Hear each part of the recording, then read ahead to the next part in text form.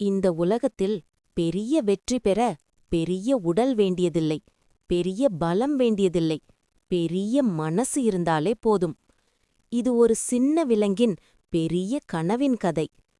ஒரு பச்சை பசுமையான காட்டில் ஒரு ஆமை வாழ்ந்து வந்தது. அந்த காட்டில் மான் வேகமாக ஓடும், குதிரை துள்ளி பாயும், சிங்கம் ஆளுமை கொண்டது. ஆனால் ஆமை மெதுவாக நடக்கும். அனைவரும் அதை பார்த்து சொல்வார்கள், நீ எதுக்கும் லாயக்கில்லை. ஆமைக்கு ஒரு கனவு இருந்தது, காட்டின் உயர்ந்த மலையை அடைய வேண்டும் என்ற கனவு.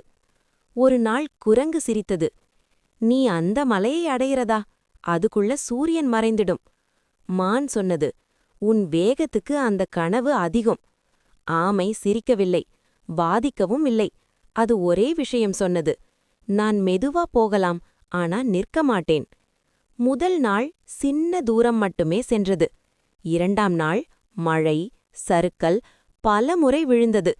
மூன்றாம் நாள் சோர்வு, வலி. திரும்ப போயிடலாமா என்ற எண்ணம் வந்தது. அந்த நேரம் ஆமை தனக்குள்ளே சொன்னது, நான் வேகமா போகல, ஆனா நான் முயற்சியை நிறுத்தல. பல நாட்களுக்குப் பிறகு அதே விலங்குகள் மலையின் பாதியில் சோர்ந்து நின்றன. மான் களைத்து போனது, குதிரை காயமடைந்தது. ஆனால் ஆமை இன்னும் நடந்து கொண்டே இருந்தது. சூரியன் மறையும் நேரத்தில் அது மலையின் உச்சியை அடைந்தது. மேலிருந்து காடு முழுவதும் தெரிந்தது. அந்த காட்சி சொன்னது, வெற்றி வேகத்துக்கு இல்லை, தொடர்ச்சிக்குத்தான். அடுத்த நாள் அதே விலங்குகள் ஆமைக்கு மரியாதை கொடுத்தன. இந்த கதை நமக்கு சொல்லுவது என்ன? நீங்கள் மெதுவாக இருக்கலாம், உங்களை மற்றவர்கள் குறை சொல்லலாம், பல முறை தோல்வி வரலாம், ஆனா நீங்கள் நிறுத்தாத வரை நீங்கள் தோற்கவில்லை. இன்றைக்கு நீங்க ஆமை போல உணர்ந்தால் நாளைக்கு உயர்ந்த இடத்தில் நிற்பது நீங்கள்தான்.